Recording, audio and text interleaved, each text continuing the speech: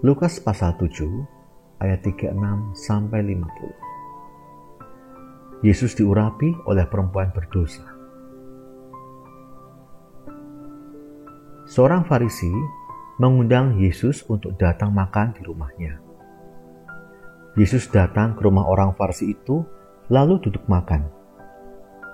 Di kota itu ada seorang perempuan yang terkenal sebagai seorang berdosa.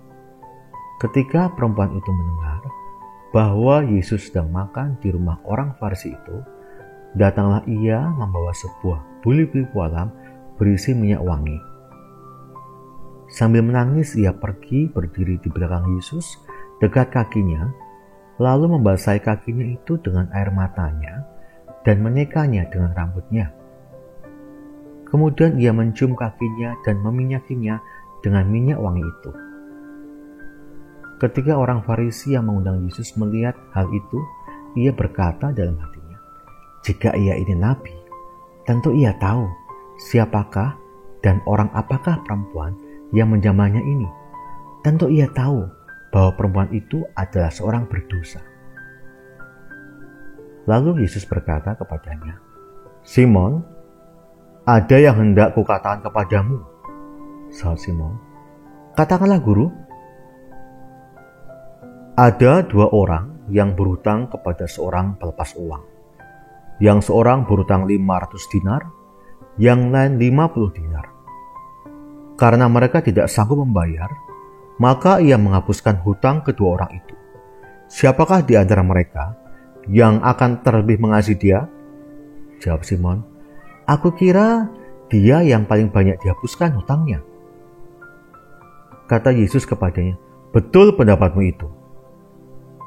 Dan sambil berpaling kepada perempuan itu, ia berkata kepada Simon, "Engkau lihat perempuan ini? Aku masuk ke rumahmu, namun engkau tidak memberikan aku air untuk membasuh kakiku.